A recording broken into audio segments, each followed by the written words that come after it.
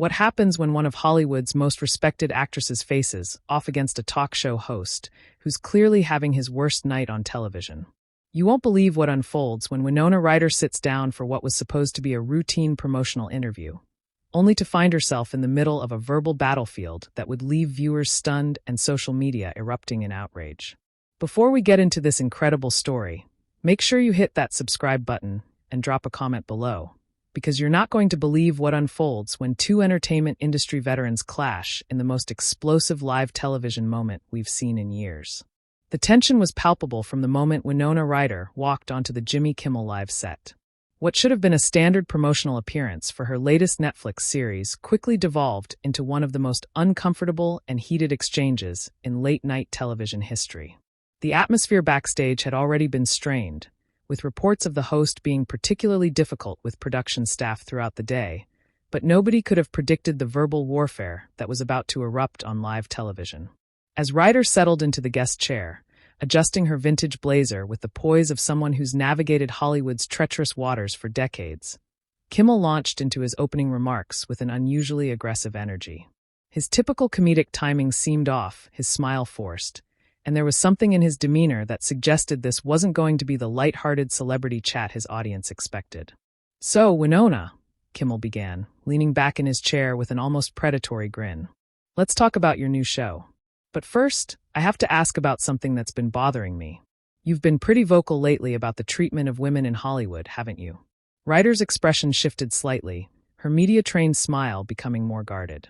"Well, yes, I think it's important to speak up about inequities in the industry. We've made progress, but there's still work to be done." Right. Kimmel nodded, but his tone carried an undercurrent of mockery that didn't go unnoticed by the studio audience. "But isn't it interesting how some people become champions of causes only when it's convenient for their career? I mean, where was all this activism 20 years ago when you were, shall we say, dealing with your own legal troubles?" The studio fell silent. This wasn't the playful ribbing that talk show guests typically endured. This was something else entirely. Ryder's jaw tightened almost imperceptibly, but her voice remained steady. "I'm not sure what you're implying, Jimmy, but I've always tried to be authentic about my experiences and learn from them." "Oh, I'm not implying anything," Kimmel continued, his voice taking on that fake, innocent tone that barely masked his aggression. "I'm just wondering if your newfound social consciousness might be more about image rehabilitation than genuine concern. After all, shoplifting isn't exactly the kind of behavior we'd expect from someone lecturing us about moral responsibility, is it?" The audience stirred uncomfortably. This was crossing lines that even the most provocative late-night hosts typically respected. Ryder's publicist, visible in the wings, looked alarmed and began moving toward the stage manager. "That's an interesting perspective, Jimmy," Ryder replied, her voice now carrying a steel edge that anyone who knew her work would recognize. "But I think there's a difference between someone who made mistakes, acknowledged them, did their community service, and moved forward with their life, and someone who makes a living mocking people's lowest moments for cheap laughs." Kimmel's forced smile flickered for just a moment before returning full force. "Hey, I'm just asking the questions my audience wants answered. You put yourself out there as this voice of wisdom and experience, but let's be honest about what that experience really includes." "Let's be honest about a lot of things," Ryder shot back, her composure beginning to show cracks, not of weakness, but of controlled anger. "Let's be honest about how you've built your career on punching down at people who can't fight back. Let's be honest about how you use your platform to humiliate guests under the guise of comedy." The energy in the studio had completely shifted. What started as uncomfortable was now electric with tension. Camera operators were getting signals from the control room. Audience members were looking at each other with wide eyes, and the band members sat frozen in their seats. "Wow. Okay," Kimmel said, his voice dripping with false wounded innocence. "I guess we're seeing the real Winona Ryder now. Is this how you handle all criticism? Or just when someone dares to mention the inconvenient parts of your very public past criticism?" Ryder's voice rose slightly, though she maintained her dignity. "Is that what we're calling this? Because from where I'm sitting, this looks like a desperate attempt to create viral content at the expense of basic human decency." The commercial break music started playing, but neither guest nor host moved. Kimmel held up his hand to stop the break, clearly wanting to continue this confrontation on live television. No, we're not going anywhere," he announced to his confused production team. I think America deserves to see how their beloved celebrities react when they're actually challenged instead of coddled. Ryder stood up from her chair, her movement sharp and decisive. Challenged? You think ambushing someone with personal attacks constitutes challenging them? This isn't journalism, Jimmy. This isn't even good television. This is just cruelty dressed up as entertainment. Sit down, Winona, Kimmel commanded, his mask finally slipping completely. We're not done here. You came on my show. You play by my rules. The audience gasped. Several people could be heard muttering, and someone near the front actually said, "This is wrong," loud enough for the microphones to pick up. Your rules. Ryder's voice was now carrying the full force of decades of industry experience and personal resilience. Your rules seem to involve humiliating your guests for ratings. Is this what passes for hosting these days? But Kimmel wasn't backing down. If anything, her resistance seemed to energize him further, and what happened next would push this confrontation past the point of no return. You know what, Winona? Kimmel's voice took on a mocking sing-song quality that made everyone in the studio cringe. I think we should really dive into this whole rehabilitation narrative you've been selling. Because I'm looking at someone who talks about growth and change, but the first time someone asks a real question, you turn into this hostile, defensive person. Kind of makes you wonder what else you're hiding, doesn't it? The audience was now audibly uncomfortable, with several people making disapproving sounds. But Kimmel seemed oblivious to the mood in the room, or worse, feeding off the negative energy. Ryder's eyes flashed dangerously. What I'm hiding? The only thing being hidden here is your complete lack of professionalism behind a veneer of fake concern. You're not asking real questions, Jimmy. You're performing calculated cruelty for an audience that deserves better. Calculated cruelty, Kimmel laughed. But it was a harsh, brittle sound. That's rich coming from someone who literally stole from stores while making millions of dollars. Talk about calculated behavior. Stop. Ryder's voice cut through the studio like a blade. Just stop. You want to talk about my past? Fine. I made mistakes. I own them. I did my community service.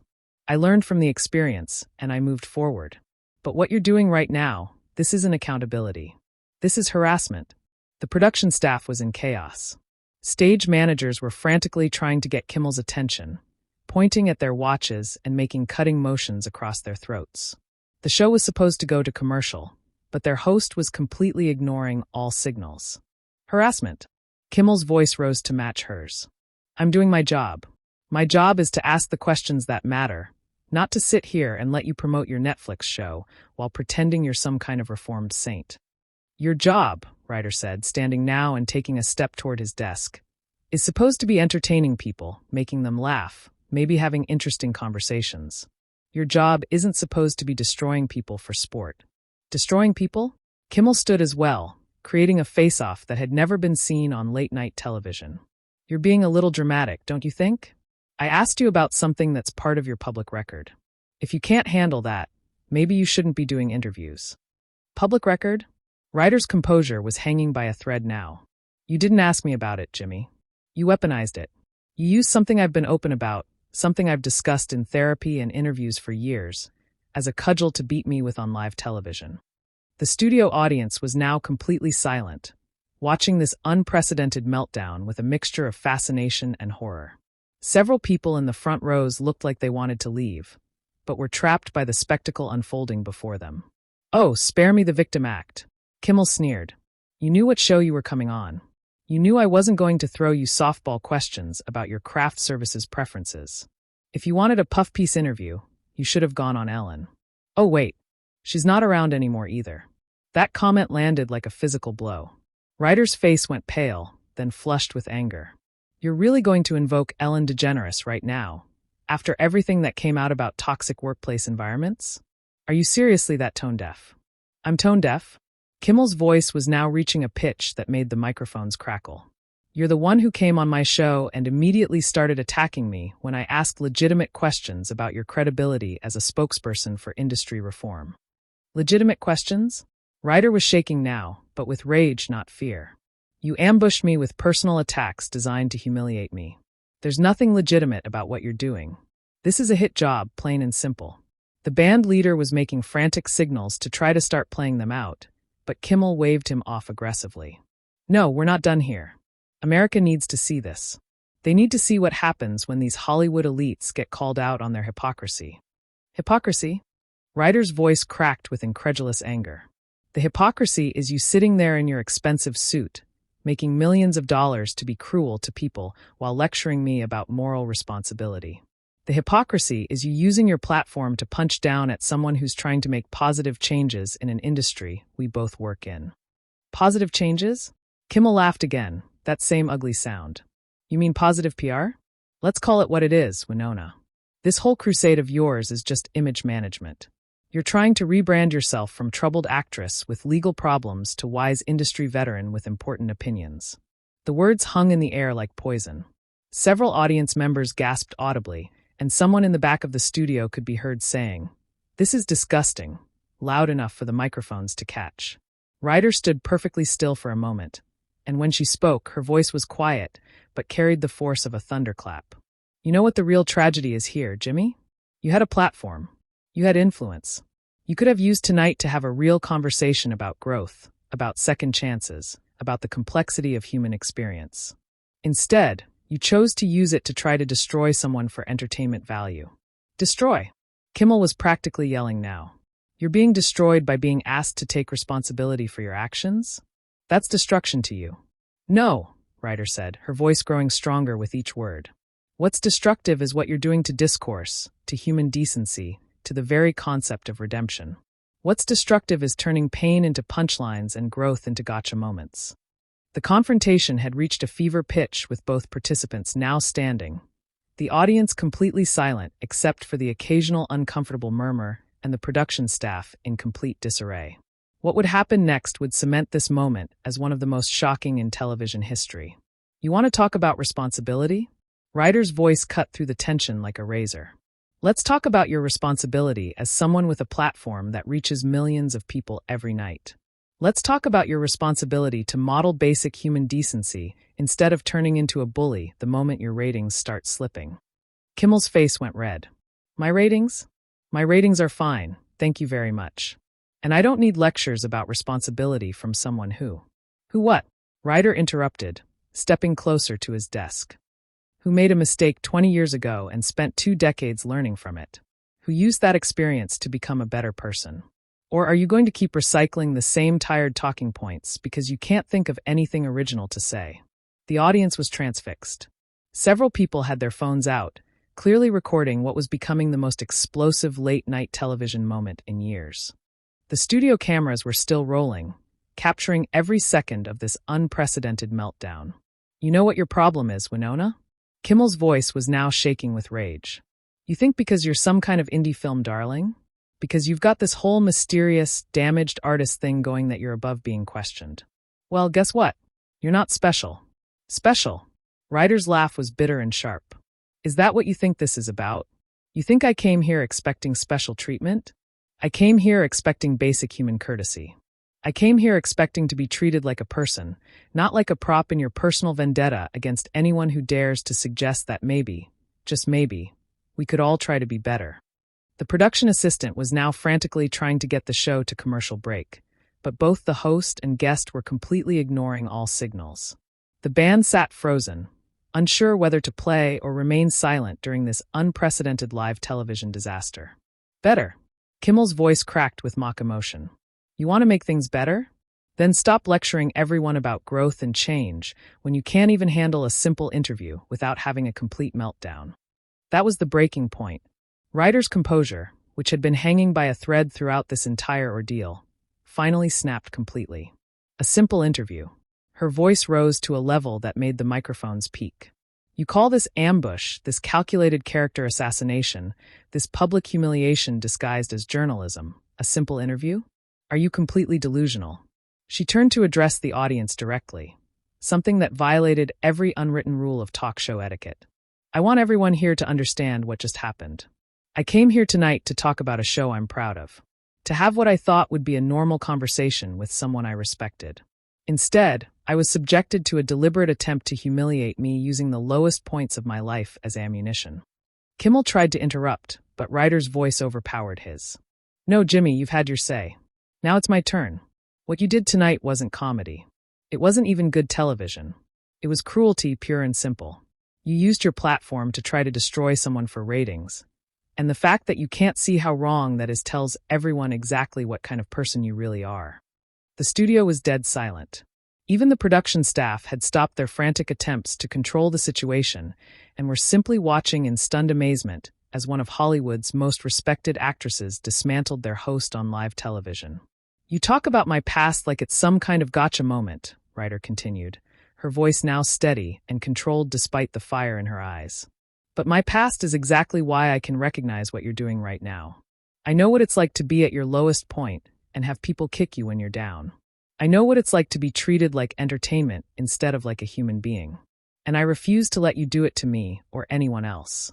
Kimmel, for the first time all night, seemed genuinely speechless. His mouth opened and closed several times, but no words came out. The man who made his living with quick comebacks and cutting remarks had been reduced to stunned silence. The difference between us, Jimmy, Ryder said, grabbing her purse from beside the guest chair, is that I learned from my mistakes. I grew. I changed. I became someone who tries to lift others up instead of tearing them down. You, on the other hand, seem to have learned nothing except how to be cruel more efficiently. She started walking toward the exit, but turned back for one final devastating blow. You ask me about moral responsibility. Here's some moral responsibility for you. Every single person watching this tonight just saw you reveal exactly who you are underneath all the jokes and the fake charm. They saw you be deliberately cruel to someone who's done nothing but try to promote positive change. And they're going to remember this long after they've forgotten whatever cheap laughs you might have gotten. The audience began to applaud. It started with just one person, then spread through the studio until nearly everyone was clapping for Ryder's dignified destruction of her tormentor. The sound was thunderous, drowning out Kimmel's feeble attempts to regain control of his show. Winona! Wait! Kimmel called out, his voice now small and desperate. Come on, let's just... No! Ryder's voice cut through his plea like ice. I'm done. I'm done with this interview. I'm done with this show. And I'm done pretending that what you do here has any value whatsoever. She walked off the set to sustained applause, leaving Kimmel standing alone behind his desk, his carefully constructed persona in ruins. The cameras captured every second of his humiliation as he stood there speechless and defeated while his audience continued to applaud the woman who had just exposed him for exactly what he was. As Ryder disappeared backstage, the applause finally died down, leaving Kimmel in complete silence. His show, his reputation, and his credibility lay in tatters around him. In trying to destroy his guest, he had ultimately destroyed himself.